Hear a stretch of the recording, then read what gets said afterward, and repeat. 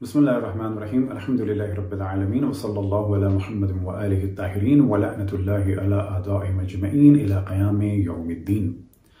سب سے پہلے اس چیز کی جانب توجہ دلائیں کہ تمام ادیان کا احترام ہے، تمام مذاہب اسلامی کا احترام ہے۔ تمام مذاہب اسلامی بلا شک مسلمان ہیں، دیوبندی ہوں، بریلوی ہوں، اہل حدیث ہوں، بوری ہوں، آغاخانی ہیں، آبازی ہیں، علوی ہیں، سب مسلمان ہیں۔ جو بھی کہے لا الہ الا اللہ محمد رسول اللہ اور ختم نبوت کا قائل ہو وہ مسلمان ہے۔ نظریات کے اختلاف کو قلم کے ذریعے سے اور منطقی گفتگو کے ذریعے سے حل کرنا چاہیے۔ بلا شک تلوار کے ذریعے سے علمی مسائل حل نہیں ہوتے۔ اور ایک موضوع جو ہمیشہ میں ڈسکس کرتا ہوں اور جب دیگر ادیان کے لوگ ملتے ہیں تو انہیں بھی کہتا ہوں کہ ادیان کی شدت کا اگلا مرحلہ ہوتا ہے بے دینی۔ اس وقت اکثر ادیان اپنی شدت دکھا چکے ہیں۔ یورپ میں جو لوگ دین سے دور ہوئے اس کی ایک وجہ یہ تھی کہ کبھی گیلیلو کو سزا دی جانے والی تھی تو کبھی جولیانو برونو کو جلایا گیا۔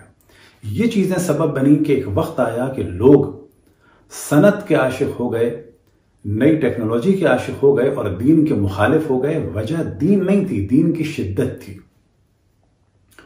آج جو اسلامی ممالک میں دین کی شدت ہے اور جو شور مچایا جا رہا ہے کہ ہم اسلام لے کے آئیں گے، تو ایسے لوگ اگر اسلام لائیں کہ جو بالکل ٹالرنس نہیں رکھتے، مثال کے طور پر دیوبندی بریلویوں کو کافر کہیں، بریلوی دیوبندیوں کو کافر کہیں، یہ دونوں اہل حدیث کو کافر کہیں، اہل حدیث ان دونوں کو کافر کہیں، یہ تینوں مل کے شیعوں کو کافر کہیں، تو سوال یہ پیدا ہوتا ہے کہ جب یہ پاور میں آئیں گے تو کیا کریں گے؟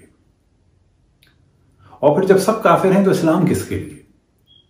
لیکن یاد رکھیں کہ اتنا برا حال ہے دینداروں کا کہ اگر یہ لوگ پاور میں آ گئے تو جس ملک میں یہ پاور میں آئیں گے، ان کے جانے کے فوراً بعد، اول تو یہ زیادہ سروائیو نہیں کر پائیں گے، ان کے جانے کے فوراً بعد الحاد آئے گا، لوگ ایتھیس ہو جائیں گے، دین کے دشمن ہو جائیں گے۔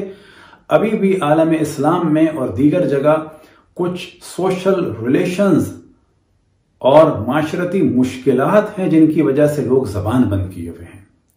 بعض مرد یہ کہتے ہیں کہ ہمارا یہ نظریہ ہے، فقط ہم یوں نہیں کہتے کہ بیویاں حرام ہو جائیں گی یا بیٹیوں کی شادیوں کا کیا ہوگا۔ ڈریں اس وقت سے یہ شدت پسند ملا کہ جب لوگوں کے دلوں سے یہ معاشرتی خوف نکل جائے تو اس وقت ایک بڑی تعداد الہادی گفتگو کرنے لگے گی، اور یہ سب نتیجہ ہے ان شدت پسند علماء کی شدت کا، کہ خصوصاً عالم اسلام میں ہم دیکھتے ہیں کبھی عالم اہل سنت میں قرآن کے حادث اور قدیم ہونے پر جنگیں ہوئیں، اور پھر ہم دیکھتے ہیں کہ اشرف الانبیاء کے تو فوراً بعد ہی ان کی آل کو قتل کر دیا گیا۔ اور آج بھی ہمیشہ ہر چیز کا جو سلوشن نظر آتا ہے، کبھی شیعوں کو قتل کیا جا رہا ہے، تو کبھی ایک بینک مینیجر کو قتل کر دیا توہین دین کے نام پہ، کبھی ایک جوان کو قتل کر دیا مشعل خان کو۔ یہ قتل عام اس وقت ہوتا ہے جب لوگوں کے پاس کوئی منطقی جواب نہیں ہوتا۔ اس وقت آپ کے سامنے ایک کلپ ہے جناب مولانا زاہد الراشدی صاحب کا، اس کلپ کو آپ ملاحظہ فرمائیں۔ چنانچہ ایک تاریخی المیہ ہے کہ اورنگزیب کی وفات کے بعد اورنگزیب کی جگہ جو اس کا بڑا بیٹا بیٹھا ہے بہادر شاہ اول، بیٹھتے شیعہ ہو گیا تھا، اور شیعہ بھی اعلانیہ شیعہ ہوا تھا۔ خطبے میں حضرات خلفائے ثلاثہ کے نام لینے پر پابندی لگا دی تھی۔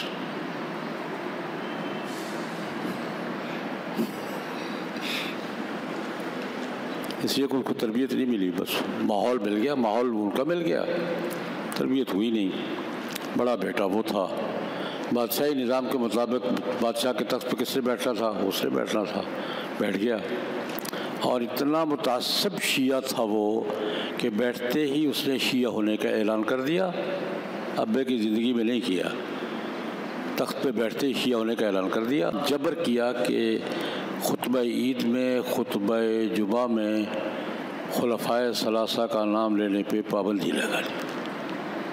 بہت سے علماء گرفتار ہوئے کہ خطبے میں ابو بکر کا نام کیوں لیا ہے۔ یہ اورنگزیب کی جانشین کی بات کر رہا ہوں، میں تفصیلات میں نہیں جاتا۔ تفصیلات اگر پڑھنی ہونا میں 2 کتابوں کا حوالہ دوں گا۔ حضرت مولانا سید ابو الحسن ندوی رحمۃ اللہ علیہ کا نام سنا ہوا ہے؟ ان کی کتاب ہے تاریخ دعوت و عزیمت، اس کا پورا باب ہے اس پر۔ اور ایک ہمارے پرانے بیوروکریٹ افسر گزرے شیخ محمد اکرام، بڑی اچھی کتابیں لکھی، آب کوثر، رود کوثر، موج کوثر، تاریخ پر ہیں، ایک پوری جلد اس پر ہے ان کی، کیا ہوا تھا لاہور میں۔ پھر سنی اکٹھے ہو گئے تھے، میں لاہور میں پھر سپاہ صحابہ بنی تھی لاہور میں پھر سپاہ صحابہ بنی تھی 17 دن لاہور بند رہا ہے، سارے لوگ سڑکوں پر آ گئے تھے، نہیں برداشت۔ اب آپ کو سمجھ میں آ رہی ہے بات کی؟ لاہور قلعے کا محاصرہ کر لیا تھا لوگوں نے، یہ برداشت نہیں کریں گے ہم، اس کو آرڈر واپس لینا پڑا تھا۔ یہ آج کی لڑائی نہیں، یہ صدیوں سے چلی آ رہی ہے۔ اس زمانے میں بھی لاہور سارا باہر نکل آیا تھا، یہ شاہی قلعے کا محاصرہ کر لیا تھا، بہت سے علماء شہید بھی ہوئے ہیں، اور پھر بالآخر اس کو یہ آرڈر واپس لینا پڑا، لوگوں کے احتجاج کے سامنے مجبور ہو کر آرڈر واپس لیا تھا۔ لیکن یہ واقعہ بتا رہا ہوں کہ اورنگزیب کے بعد یہ سب کا دور یہ ہے۔ اس کلپ میں مولانا نے اورنگزیب کے مرنے کے بعد بہادر شاہ اول کے بارے میں گفتگو کی کہ وہ شیعہ ہو گئے تھے، اور پھر ایک چیز ڈسکس کی کہ انہوں نے پاور میں آنے کے بعد 3 خلفاء کے ذکر کو ممنوع کر دیا تھا اور جمعے اور عیدین کے خطبے سے نکال دیا تھا، اور اس کی جگہ علی ولی اللہ کو شامل کر دیا تھا۔ تو سب سے پہلے تو ہم یہ ڈسکس کرتے ہیں کہ اورنگزیب کیا تھا۔ تو یاد رکھیں کہ اورنگزیب ایک انتہائی ظالم، فاسق اور فاجر قسم کا بادشاہ تھا، جس نے اپنے اوپر ایک مذہبی لبادہ اڑا ہوا تھا۔ بچوں میں یہ چھوٹا تھا، اس نے پاور میں آنے کے لیے اپنے بھائیوں کو قتل کیا اور باپ کو قید کیا، ایسا قید کیا کہ بعض جگہ کہا جاتا ہے کہ باپ سے یہ تک کہہ دیا تھا کہ ایک کھانا بتانا وہی ساری زندگی دیا جائے گا۔ باپ اگر اپنی بیوی یعنی اس کی ماں کی قبر کو دیکھنا چاہتا تھا تو وہ بھی دیکھنے کی اجازت نہیں تھی۔ ملاؤں نے اس کو سپورٹ کیا کہ ہم تمہیں ولی اللہ بنائیں گے بشرطے تم ہمیں سپورٹ کرو، تم باپ کو مارو تو بھی ولی اللہ ہو، بھائیوں کو مارو تو بھی ولی اللہ ہو، بہنوں کو قید کر دو تو بھی ولی اللہ ہو۔ اور یہاں پر اردو کی آخری کتاب میں ابن انشا نے خوب کہا کہ اورنگزیب نے نہ اپنا کوئی بھائی چھوڑا اور نہ کوئی نماز چھوڑی۔ اب دوبارہ اس موضوع کی جانب توجہ دلائیں کہ اس قسم کے افراد جب پاور میں آتے ہیں اور 50 سال اس نے ظلم کیا لوگوں پہ، اور ہر ظلم میں مددگار رہے اس کے فاسق اور فاجر اور ناصبی اور خارجی ملا۔ اب آج کل کی مثال دیں، سعودی نظام بنا ہے خاندان شیخ اور خاندان سعود کے اتحاد سے، یہ دونوں ایک دوسرے کو سپورٹ کرتے ہیں۔ اکثریت سعودی شہزادوں کی ایسی ہے کہ جو دین سے دور ہے، اور ان سلفی اور وہابی مولویوں کو وہ بہت نفرت سے دیکھتے ہیں۔ وجہ کیا ہے؟ نہ ان سے کبھی لڑے ہو، یہ ملا کبھی نہیں لڑے ان سے، لیکن نفرت کیوں ہے؟ نفرت یوں ہے کہ انسان فطرتاً بہت ساری چیزوں کو سمجھتا ہے، اور ان میں سے ایک چیز یہ ہے کہ اگر میں ایک شخص پر ظلم کر رہا ہوں اور دوسرا شخص اس ظلم کو جانتا ہے اور پھر بھی میری تعریف کر رہا ہے تو بے شک وہ ہمارے فیور میں بات جا رہی ہے، لیکن ہم یہ جانتے ہیں کہ یہ جھوٹا ہے۔ تو یہ سعودی شہزادے جانتے ہیں کہ ہمارے باپ دادا کے جرائم کو لیگلائز کرنے میں اور جسٹیفائی کرنے میں کام انجام دے رہے ہیں یہ وہابی اور سلفی مولوی۔ مثال کے طور پر خالد جو سعودی عرب کے بادشاہوں میں سے بادشاہ تھا، اپنے زمانے کا مشہور گیملر تھا، لیکن کسی مولوی نے نہیں روکا، باقی شہزادوں کو بادشاہوں کو بھی فسق و فجور سے نہیں روکا، تو نہیں روکا تو بھی یہ جانتے ہیں کہ یہ کون لوگ ہیں۔ البتہ اس کے پیچھے ایک موضوع ہے، اور وہ یہ ہے کہ اہل سنت میں خلیفہ بننے کا ایک طریقہ ہوتا ہے بالقہر والغلبہ، یا سیف کے ذریعے سے، اور جو پاور حاصل کر لے اس دہشت گردی اور قتل عام کے ذریعے سے، اسے ان کی فقہ میں کہا جاتا ہے الامام المتغلب، کہ جو تلوار کے ذریعے سے پاور میں آ جائے، اور وہ بن جاتا ہے امام اور خلیفہ، اور پھر اس کی اطاعت ہو جاتی ہے واجب۔ جبکہ شیعہ اس نظریے کو بدترین طریقے سے رد کرتے ہیں، چاہے جان چلی جائے لیکن اس نظریے کو ہم نہیں مانتے۔ لیکن اہل سنت نے ہمیشہ ان فاسق و فاجروں کی مدد کی، اور نہ فقط مدد کی بلکہ ان کو ولی اللہ بنایا۔ تو جس طرح سے سعودی شہزادے نفرت کرتے ہیں ان مولویوں سے، بالکل اسی طرح سے اورنگزیب کے بچوں کو بھی علم ہوگا کہ میرے باپ کو 50 سال ظلم کرنے کے لیے اگر کسی نے راہیں ہموار کر کے دی ہیں تو وہ یہ ناسبی اور خارجی بے دین ملا ہیں کہ جو بظاہر علماء الہی نظر آ رہے ہیں، لیکن در حقیقت یہ علماء سو ہیں اور شیطان کی جانب دعوت دینے والے ہیں۔ یہ دنیا کے طالب ہیں، نہ کہ اللہ سبحانہ و تعالیٰ کے۔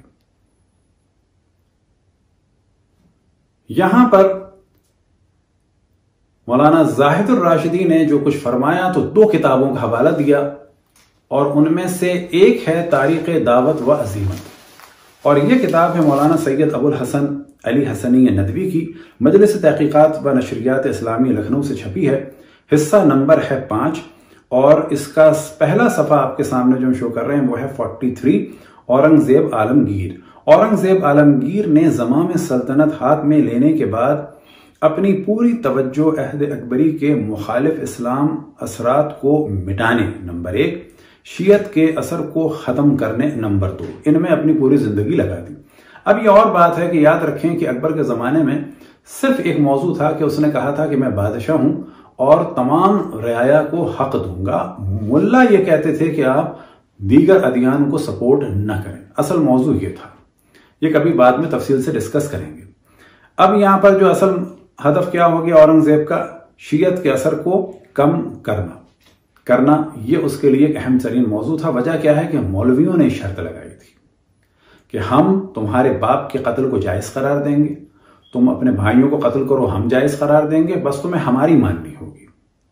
آپ کے سامنے صفحہ نمبر 48، بہادر شاہ کے شیعہ مذہب اختیار کرنے، اس مسئلے پر علماء اہل سنت سے مباحثہ و مناظرہ کرنے، خطبے میں کلمہ علی ولی اللہ وصی رسول اللہ کے داخل کرنے کا حکم دینے پر، یعنی ان 3 چیزوں پر، بہادر شاہ اول نہ کہ ظفر، بہادر شاہ اول کے شیعہ مذہب اختیار کرنے، نمبر 1، اس مسئلے پر علماء اہل سنت سے مباحثہ و مناظرہ کرنے، نمبر 2، اور خطبے میں کلمہ علی ولی اللہ وصی رسول اللہ کے داخل کرنے کا حکم دینے پر لاہور میں جہاں بادشاہ کا قیام تھا شورش بپا ہوئی۔ 3 چیزیں بیان کی۔ پہلی بات یہ کہ یہ شیعہ ہوئے یا نہیں ہوئے یہ ثابت نہیں ہے، کیونکہ علماء اہل سنت حتی خاتم الاصحاب جناب عامر بن واصلہ یعنی جناب حضرت ابو طفیل کو بھی کہتے ہیں کہ یہ رافضی تھے، غالی تھے اور کٹر شیعہ تھے، یعنی مفرطن فی التشیع۔ وجہ کیا تھی؟ اہل بیت کا دفاع۔ یہ شہزادہ شیعہ جو بادشاہ ہو گئے تھے وہ کہ بعد میں شیعہ ہوئے یا نہیں ہوئے یہ ثابت نہیں ہے، کیونکہ عام طور پر اس زمانے میں جب کسی کے خلاف لوگوں کو کھڑا کرنا ہوتا تھا تو علماء اہل سنت یہ کہہ کے لوگوں کو اس کے خلاف اکساتے تھے، کیونکہ انہوں نے شیعوں کے خلاف ایک پورا محاذ بنایا ہوا تھا۔ لیکن اس شہزادے نے پاور میں آنے کے بعد بقول ان کے ایک مناظروں کا سلسلہ بھی کیا، تو مناظروں کا جواب ہنگاموں سے تو نہیں ہونا چاہیے۔ اس کے معنی یہ ہے کہ یہ اس شہزادے سے مناظرہ نہیں کر پا رہے تھے۔ خطبے میں علی ولی اللہ کہیں نہیں لکھا کہ انہوں نے 3 خلفاء کے نام کو ختم کیا، بلکہ یا تو یہ کہ اورنگزیب کے زمانے میں صرف 3 خلفاء کا ذکر ہوتا تھا، چوتھے کا نہیں ہوتا تھا، تو انہوں نے یہ مولا علی کا نام داخل کیا تو اس پہ شور ہوا، یا یہ کہ علی ولی اللہ صرف مولا امیر المومنین کا نام آتا تھا لیکن القاب نہیں آتے تھے تو انہوں نے لقب شروع کیا. لیکن اگر ولی اللہ اور وصی رسول اللہ کہہ دیا تو کیا پرابلم ہے؟ سنیوں کے نزدیک بھی تو وہ ولی تھے بالآخر اور وصی بھی تھے، یعنی رسول اللہ صلی اللہ علیہ وسلم نے ان کو اپنا وصی بنایا تھا، کچھ وصیتیں فرمائی تھی تو وصی ہو گئے. اصل موضوع یہ تھا کہ اورنگزیب کے جو سپورٹر مولوی تھے خارجی اور ناصبی، وہ کسی بھی صورت میں مولا امیر المومنین و باقی اہل بیت کا ذکر نہیں چاہتے تھے، اور اس نجیب شہزادے نے پاور میں آنے کے بعد مولا امیر المومنین کے ذکر کا حکم دیا، نہ یہ کہ خلفائے ثلاثہ کے ذکر کو بند کیا، جیسا کہ مولانا موصوف فرما رہے ہیں کہ ابو بکر کا ذکر بند کر دیا گیا بقول ان کے، یعنی جناب ابو بکر کا ذکر بند کر دیا گیا، ایسا کچھ نہیں تھا. پھر وہ تبسم کر کے فرماتے ہیں اور کہتے ہیں کہ پھر سپاہ صحابہ بنی، لاہور میں پھر سپاہ صحابہ بنی تھی. اور یہ جو لب و لہجہ تھا جیسے کہ سپاہ صحابہ جو اس وقت جو کچھ کر رہی ہے وہ صحیح کر رہی ہے، اور فرماتے ہیں صدیوں سے سلسلہ چلتا آ رہا ہے. یہ گفتگو فرما رہے ہیں وہ کچھ افراد کے درمیان جو بظاہر کسی دہشت گرد تنظیم، یا ممکن ہے کہ سپاہ صحابہ یا کسی اور تنظیم کیوں، یہ بھی ممکن ہے کہ نہ ہو، یہ ہماری غلط فہمی ہو. دوسرا حوالہ ہے رود کوثر کا شیخ محمد اکرام صاحب کا، صفحہ نمبر 6 آپ کے سامنے، شیعہ فرقے کا فروغ، اور اس کے بعد صفحہ نمبر 617. نئی روش میں پہل اورنگزیب کے بیٹے اور جانشین نے کی، جس نے حکم دیا کہ خطبہ جمعہ میں علی ولی اللہ، وصی رسول اللہ کے الفاظ اضافہ کیے جائیں. نہ یہ کہ 3 خلفاء کا نام نہ ہو، بہت واضح انہوں نے بیان کیا کہ مولا علی کے ذکر میں کا اضافہ فرمایا. اور اس ذکر میں پرابلم کیا تھا؟ بالآخر چوتھے خلیفہ کا ذکر اگر 2 القاب کے ساتھ ہو گیا تو پرابلم کیا تھا اس میں؟ آگرہ، احمد آباد اور بعض دوسرے شہروں میں اہل سنت والجماعت نے اس حکم کی مخالفت کی. کیوں کی؟ واضح نہیں ہے. احمد آباد میں خطیب نے اس پر عمل درآمد کیا تو ہجوم نے برفروختہ ہو کر اسے تحقیق کر ڈالا. یعنی اہل سنت عوام نے جب احمد آباد کے ایک مولوی سے خطبے میں مولا امیر المومنین کا ذکر سنا تو لوگوں نے تلوار کے وار کر کے اسے قتل کر دیا. تو یہاں سے سمجھ میں آتا ہے کہ خود مولانا زاہد الراشدی صاحب کچھ مبالغہ فرما رہے ہیں. ہم نہیں کہتے کہ وہ جان بوجھ کے جھوٹ بول رہے ہیں، لیکن ممکن ہے کہ انہوں نے توجہ نہ دی ہو یا کسی اور سے سنا ہو، اور ممکن ہے یہ غلطی ہو گئی، غلطی سب سے ہوتی ہے، لیکن کیونکہ انہوں نے فرمایا، وہ ایک بہت بڑی اتھارٹی کے طور پہ مانے جاتے ہیں، تو ہم نے اس بات کو واضح کرنے کے لیے یہ کلپ بنایا ہے کہ ایسا کچھ نہیں تھا. وہ در حقیقت سامنے بیٹھے ہوئے افراد کے تعصب میں اضافہ کرنا چاہ رہے تھے. اور یہ بھی بات واضح رہے کہ یہ کلپ ہے سپٹمبر 2020 کا. یہ تصور کیا جائے کہ ان کی روش بدل گئی ہے، ایسا نہیں ہے. لیکن اب ان کی خدمت میں عرض کریں کہ جتنا آپ تعصب سے کام لیں گے، آپ سے مراد نہ فقط مولانا زاہد الراشدی صاحب بلکہ تمام سلفی اور تکفیری اور وہابی، اتنا ہی لوگ اہل بیت کے مذہب اور مکتب سے آشنا ہو رہے ہیں. اور جس مکتب کے خلاف آپ پروپیگنڈا زیادہ کرتے ہیں، لوگوں کو اسی مکتب اور مذہب میں دلچسپی ہوتی ہے اور لوگوں کی کیوریوسٹی بڑھتی ہے، اور آپ ہی لوگوں کی شدت سبب بنی ہے کہ الحمدللہ اس وقت تیونس، الجزائر، مراکش اور مختلف علاقوں میں کثرت سے لوگ اس بات سے آشنا ہو گئے ہیں کہ اہل بیت کا دفاع کرنے کے جرم میں صدیوں علماء اہل سنت نے شیعوں پر ظلم کیا اور انہیں تہمتیں لگا لگا کے قتل کیا. اور اب اسی وجہ سے لوگ مذہب اہل بیت علیہ السلام کو قبول کر رہے ہیں، صرف اس وجہ سے کہ اہل بیت پر ظلم ہوا تاریخ میں، اور آج ان کے چاہنے والوں پر ظلم ہو رہا ہے. خداوند تبارک و تعالیٰ سے دعا ہے کہ ہم سب کو علمی گفتگو منطق کے ساتھ، دلائل کے ساتھ، برہان کے ساتھ کرنے کی توفیق عطا فرمائے، اور دیگر ادیان اور مذاہب، حتیٰ اگر کوئی الہاد کی باتیں بھی کرے تو صبر کے ساتھ سننے اور محبت کے ساتھ جواب دینے کی توفیق عطا فرمائے۔ وصلی اللہ علی محمد وآلہ الطاہرین۔